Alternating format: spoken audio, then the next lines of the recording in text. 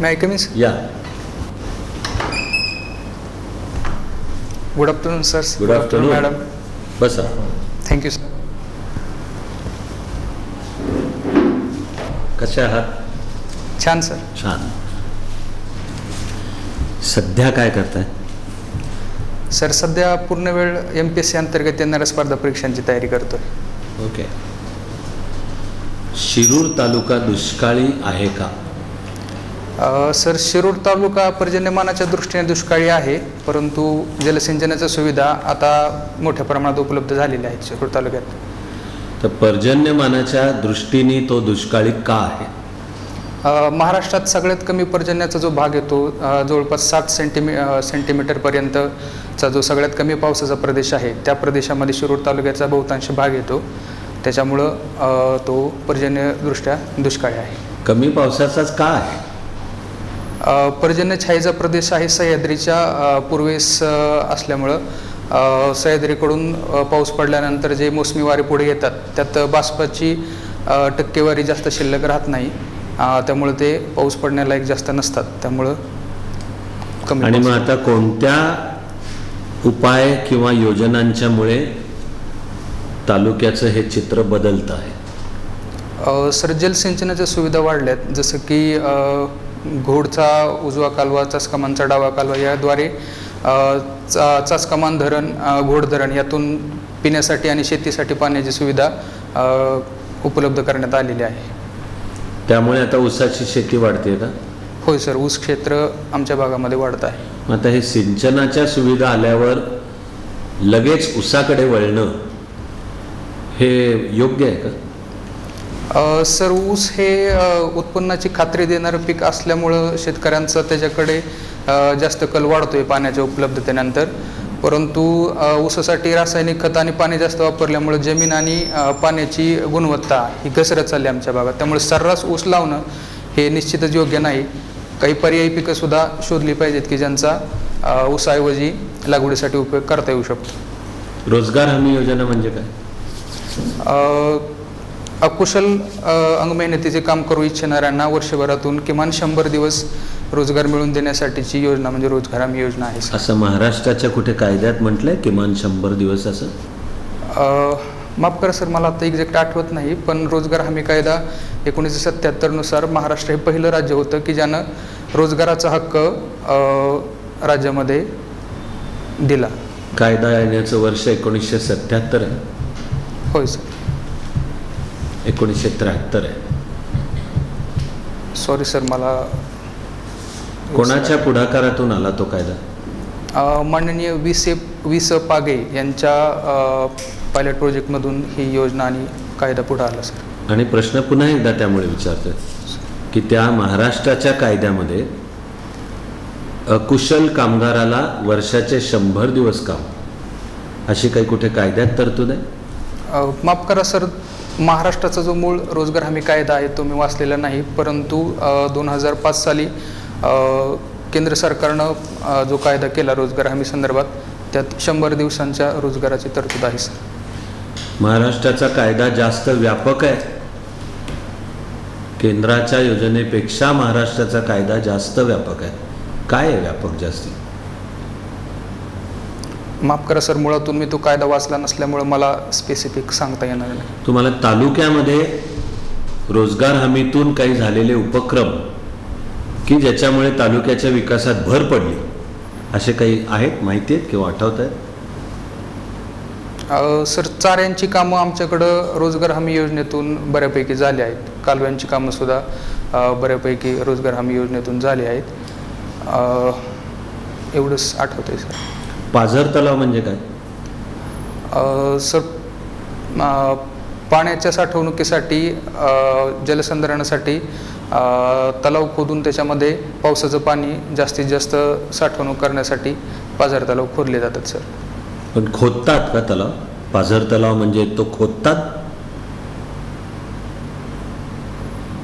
हो सर, खोदूनच तयार करतात.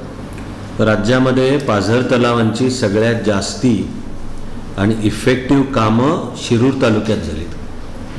तुमच्या एखादा पाहण्यात आलाय तालुक्यातला पाझर तलाव? माफ करा. ओके. छान. कोरेगाव भीमा लढाई कधी झाली? सर 1 जानेवारी 1818 मध्ये कोरेगाव भीमाला लढाई झाली. ती लढाई जातीय होती का? नाही सर, निश्चितच ती लढाई जातीय नव्हती. कशावर? सर त्यावेळेस दुसरे बाजीराव पेशवे यांचं सैन्य आणि ब्रिटिश भारतातलं ब्रिटिश सरकार त्यावेळेचं यांच्यामधली ती लढाई झाली होती. त्यामुळं ती 2 सत्तांमधला संघर्ष होता, ना की ती जातीय लढाई होती. पण मग मध्यंतरी जो वाद पेटला होता याच्यावर तो नक्की काय आहे आणि त्यात तुमचं मत काय? सर 1 जानेवारी 1818च्या कोरेगाव भीमा लढाईच्या 200 वर्ष पूर्तीनिमित्त 2018 1 जानेवारीला त्या ठिकाणी कोरेगाव भीमा इथं अभिवादन सभा आयोजित केली होती आणि त्यानंतर जातीय दंगली उसळल्या. त्या जातीय दंगलीच्या अनुषंगाने कारवाई करण्यात येत आहे. तर माझं असं मत आहे की हे न्यायालयीन प्रकरण आहे, त्यात अजून खरंच जातीय हिंसा भडकवली गेली का याबद्दल अजून काही निष्कर्ष निघालेला नाही. त्याच्यामुळं मला एक्झॅक्ट सांगता येणार नाही सर. कुणाकुणामध्ये झाली होती ती लढाई? ब्रिटिश सरकारचं सैन्य आणि दुसऱ्या बाजीराव पेशव्यांचं सैन्य. त्याचा आत्ता काय संबंध? सर त्याचा ऐतिहासिक लढाई झाली. होय सर, त्याचा आत्ताचा रिलिव्हन्स असं काही जास्त नाही, परंतु असं सांगितलं जातं आहे की डाव्या विचारानं प्रभावित संघटनांनी 31 डिसेंबर 2017ला पुणे इथं शनिवारवाड्यात एल्गार परिषद घेतली. त्यात भडकाऊ भाषणं, प्रक्षोभक भाषणं करण्यात आली. त्याचा परिणाम म्हणून जे अभिवादन करण्यासाठी कोरेगाव भीमाला लोक जमले होते, त्यांच्या भावना भडकावल्यामुळं तो प्रकार घडला, अशा प्रकारचा एक प्राथमिक अंदाज आहे. तुम्ही जर त्या अधिकार क्षेत्रात असाल, तुमच्यावरती जबाबदारी आहे, तर तुम्ही काय काळजी घ्याल पुढची दंगल अशी होऊ नये म्हणून?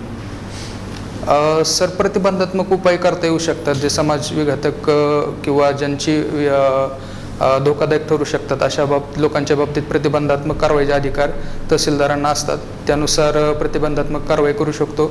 आणि मला हे जास्त महत्त्वाचं वाटतं की 2 समाजात तेढ निर्माण होणार नाही, यासाठी 2 समाजातल्या किंवा अनेक समाजातल्या लोकांचं नेतृत्व समन्वयाने एकत्रित येऊन सेल्फ रेग्युलेटिंग तो कार्यक्रम असेल किंवा तसा एखादा इव्हेंट असेल तर ते समन्वयाने घडवून आणण्यासाठी प्रशासकीय अधिकारी म्हणून मी प्रयत्न करेन. प्रतिबंधात्मक कारवाई कोणत्या कायद्याअंतर्गत करता येते? सॉरी सर, कायदा जर आठवण चॅप्टर केसेस म्हणतात त्यांना, 109, 107. काय 109, 107 काय? सॉरी सर, माझा थोडा गोंधळ होत आहे. IPC का CRPC मला एक्झॅक्ट आठवत नाही आता. CRPC आहे ते. Thank you sir. बरं, पुणे जिल्ह्यामध्ये तहसील किती? 14 तहसील आहेत सर पुणे जिल्ह्यामध्ये. होय सर. तुम्ही केमिस्ट्री केला बरोबर? होय सर. कोव्हॅलंट बॉन्ड म्हणजे काय? Force of attraction between 2 atoms or molecules form by sharing of electron pair म्हणजे कोव्हॅलंट बॉन्ड सर. त्याला मराठीमध्ये काय म्हणता येईल?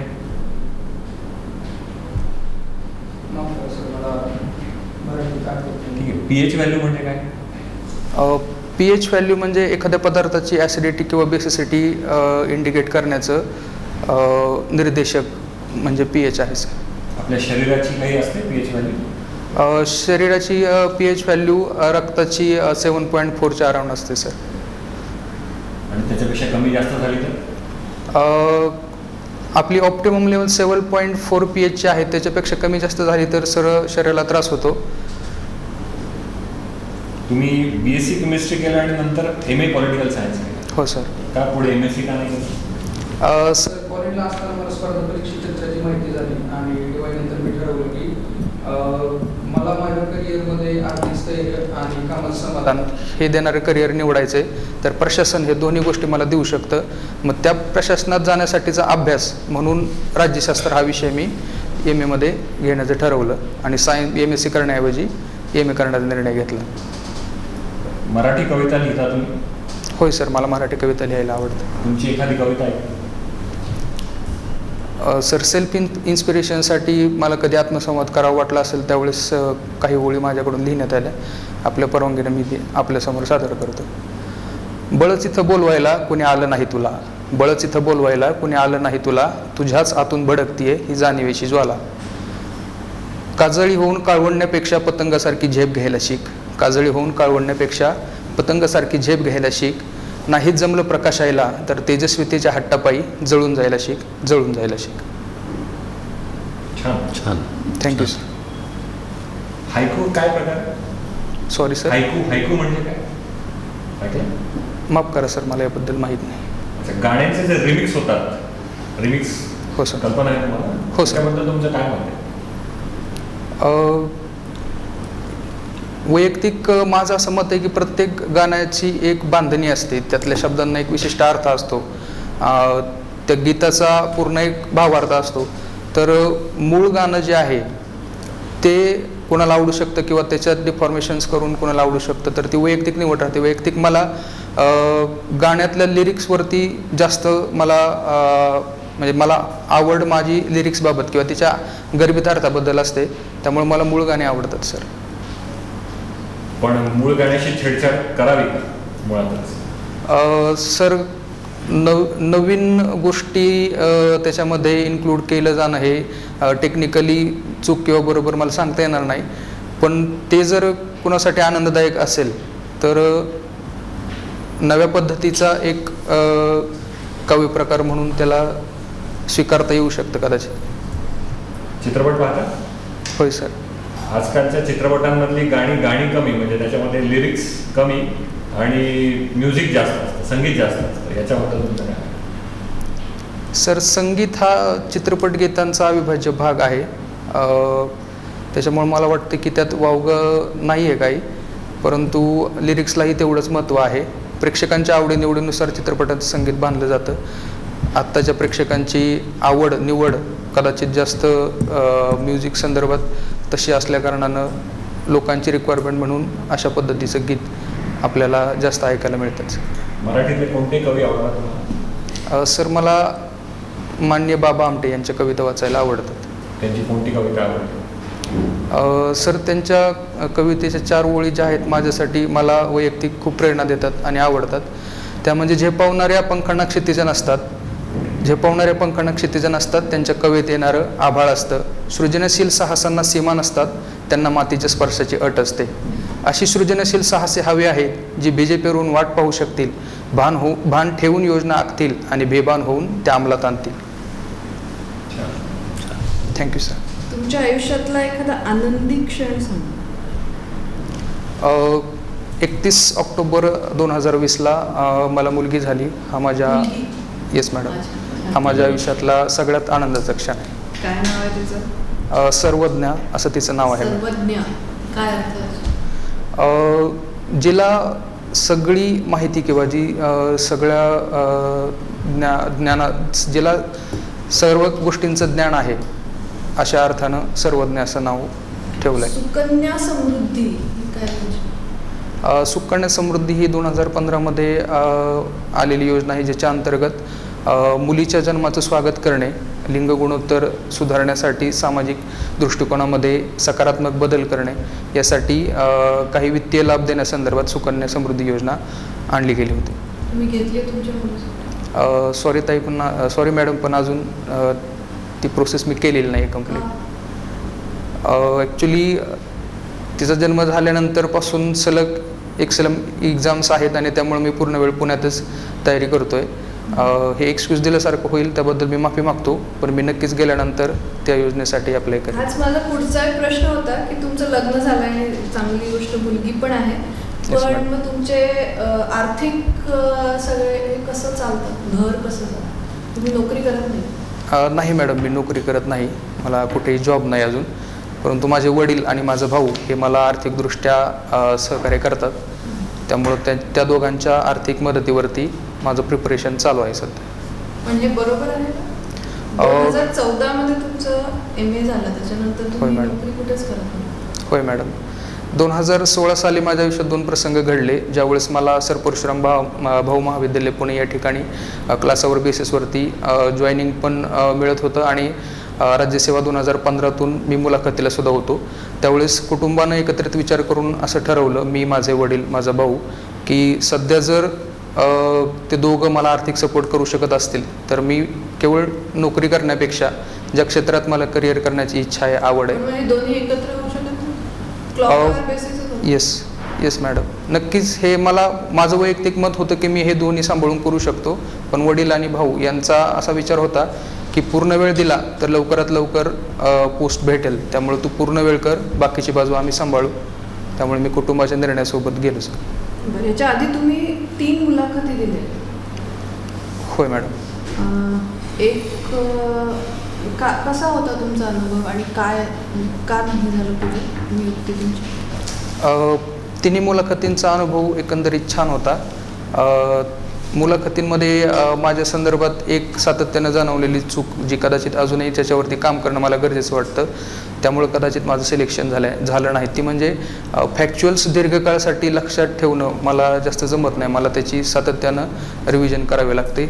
जसं की आता सरांनी ॲक्टबद्दल विचारलं पण मला एक्झॅक्ट सांगता नाही आलं, तर त्या फॅक्च्युअल गोष्टीसुद्धा आपल्या स्ट्रॉंग झाल्या तर मुलाखतीसुद्धा व्यवस्थित मार्क येऊ शकतात, असं एक मला वाटतं.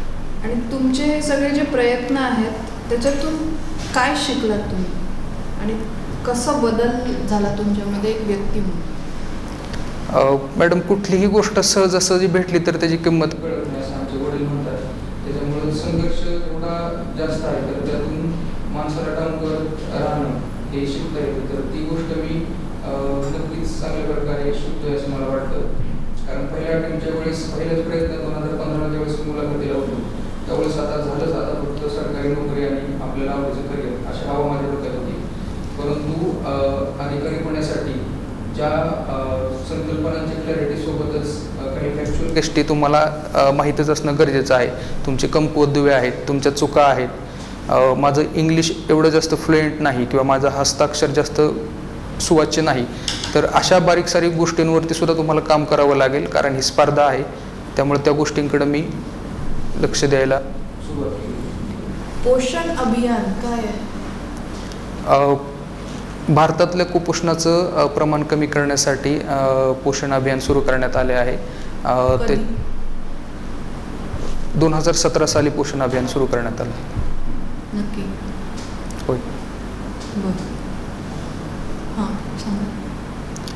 तर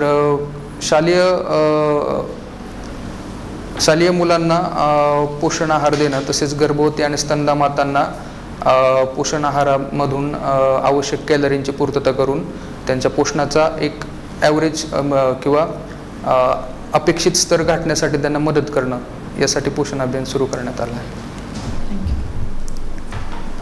सरनामा हा राज्यघटनेचा भाग आहे का?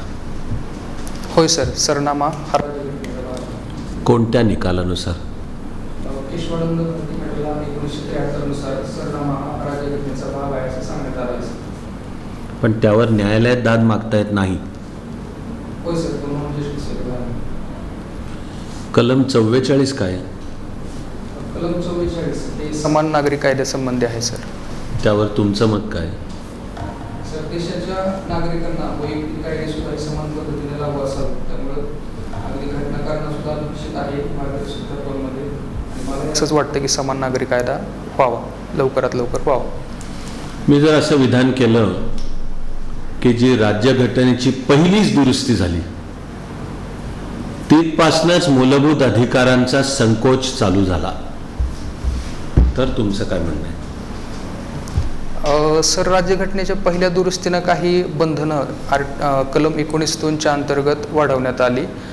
मला असं वाटतं की पूर्णांशानं कदाचित आपलं विधान असं म्हणता येणार नाही की त्या बंधनांचा निगेटिव्हच हे झाला आहे म्हणून, कारण आपल्या मूलभूत हक्कांच्या उपभोगामुळं जर देशाची सुरक्षितता किंवा इतरांचे मूलभूत अधिकार यांच्यावर गदा येणार असेल तर नक्कीच त्या अधिकारांवरती कुठेतरी बंधनं पाहिजे. त्यामुळं पूर्णांशानं ती घटना दुरुस्ती निगेटिव्हच आहे असं मला वाटत नाही. छान, thank you, all the best. Thank you sir.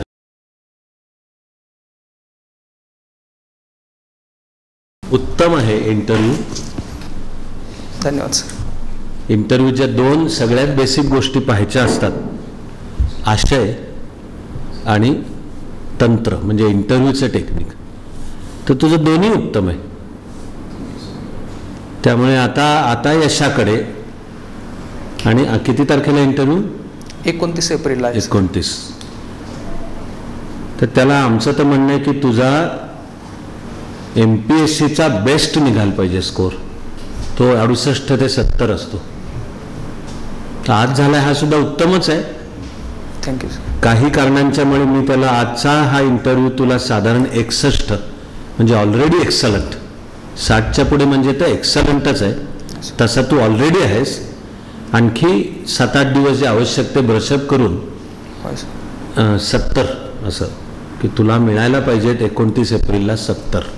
होय सर. तेव्हा बेसिकली सगळं उत्तम. 2 बेसिक म्हणेन मी सूचना.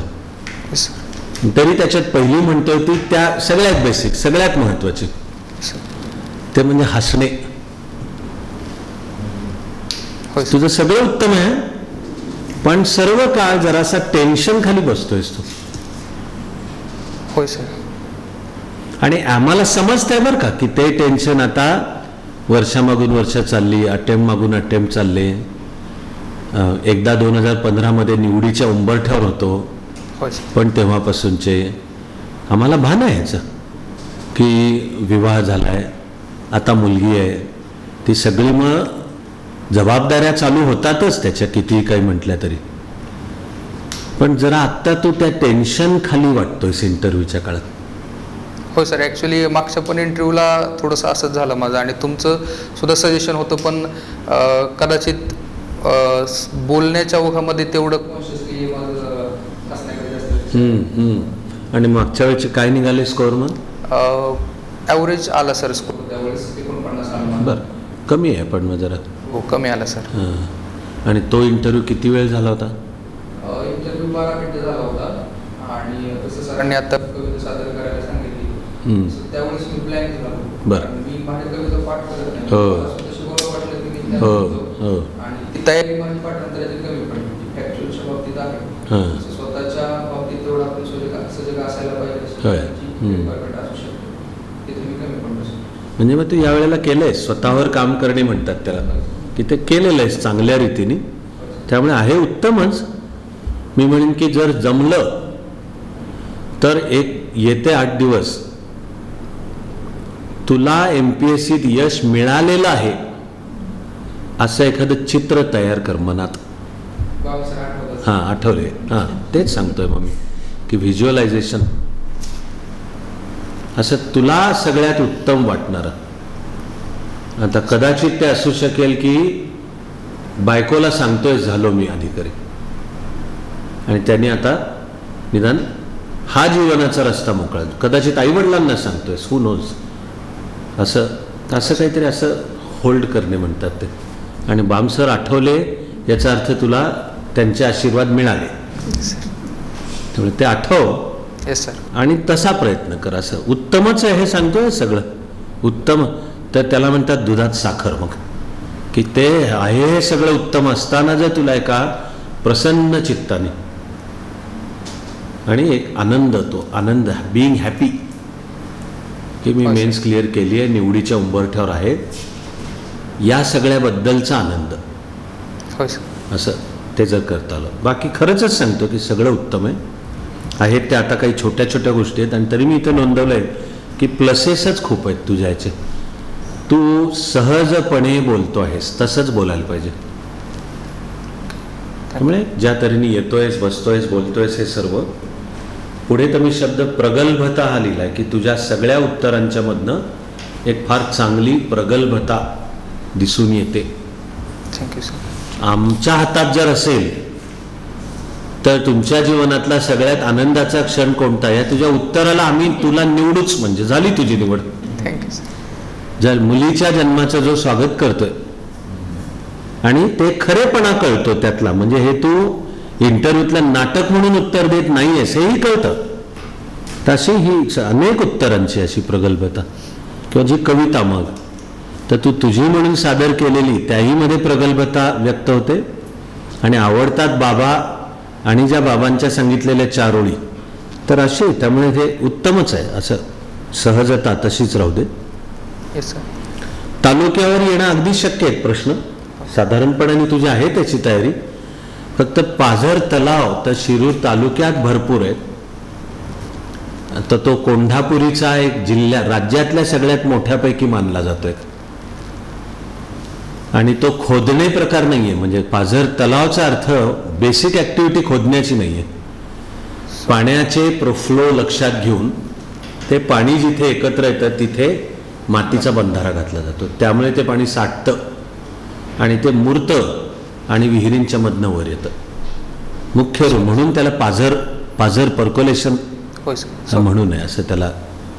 पण असं काही त्यांनी काही फार बिघडलं असं नाहीये. असं टेक्निक तुम्ही म्हणताय बरोबर सर, टेक्निकल ते स्पेसिफिक असेल तरच सांगावं, नाही तर आणि आणखी वाढतील. म्हणजे ते सांगू शकलास तर मार्क आणखी वाढतील. नक्की सर मी असे त्याला असं स्पेसिफिक. म्हणजे 1818 1 जानेवारी ही तू दोनदा उल्लेख केलास की ब्रिटिश सरकार विरुद्ध पेशवा. तर ते ब्रिटिश सरकार नाही आहे, ईस्ट इंडिया कंपनी आहे. फरक आहे दोनात. होय सर, ईस्ट इंडिया कंपनी आहे. त्यामुळे 1 जानेवारी 1818 हे खरं इतिहासात ज्याचं नाव तिसरं इंग्रज मराठा युद्ध, त्यातली ही दुसरी लढाई. पहिली इथे संगमावरच झाली मुळामुठेच्या, दुसरी कोरेगाव भीमा आणि तिसरी नगर आणि बीड जिल्ह्याच्या सीमेवर आष्टी म्हणून ठिकाण आहे तिथे झाली. बाकी तुला म्हणायचं ते ॲनालिसिस ते सगळं त्याच्यातही प्रगल्भता दिसून आली. पण कोरेगाव भीमाच्या स्तंभावर आंबेडकरांनी सुरू केली अभिवादन सभा आणि ते वर्ष 1927 आहे. पण आंबेडकर हे महामानव, त्यांनी त्या 1927 मध्येच जाणीव करून दिली आहे. मूळचं त्यांचं वाक्य, वास्तविक आपण इंग्रजांच्या बाजूने लढलो यात अभिमान वाटण्याजोगं काही नाही, पोटा पाण्यासाठी लढलो अशी करून. म्हणजे आंबेडकरांची व्हिजन क्लिअर आहे. पुढच्या भागाला मी पण म्हणतो की देशाचं दुर्दैव आहे की इंग्रजांनी आधी पद्धतशीरपणे सामाजिक फाटाफुटीसाठी ते वापरलं आणि त्या विषाला लागली आहेत फळं. होय सर. तर बाकी असं त्याची तुझी तयारी त्याची चांगलीच आहे त्याची. आणि MA पोल सायन्स असल्यामुळे काही राज्यशास्त्रावरचेही प्रश्न अपेक्षित धर. होय सर. तर त्या राजकीय संकल्पनांवरचे येऊ शकतील, एखाद्या राजकीय विचारवंतावरचे येऊ शकतील, किंवा राज्यशास्त्र असल्यामुळे थोडे घटनेवरचे थोडे जास्ती तपशीलवार की जिथे तुझ्याकडनं अपेक्षित धरलं जाईल की MA पोल सायन्स केलेला तरुण बोलतोय अशा ह्याची. असं अपेक्षित धर. पण उत्तम आहे. मी म्हणलं तसं आजच्या इंटरव्ह्यूचे सुद्धा 61, पण आता 29 एप्रिलला 70. होय सर, मी नक्की प्रयत्न. येस, 70 आणि टॉपर. Thank you sir. असंच. Yes, absolutely. मी ते फायनान्शियल ह्याच्यावर तुम्हाला जरा जास्त मुद्दामून प्रश्न विचारले, don't take it in a wrong way. नाही म्हणजे मला अपेक्षित आहे, त्याची तुमची तयारी असावी म्हणून, म्हणजे नथिंग अगेन्स्ट. नाही मॅडम, उलट मला अपेक्षित आहे ते, आणि रास्त प्रश्न आहेत ते, त्यामुळे ते येणारच आहे. तयार आहे त्यासाठी. उत्तम निखिल. मेक सर्वज्ञ प्राऊड. हो, ॲब्सोल्युटली. या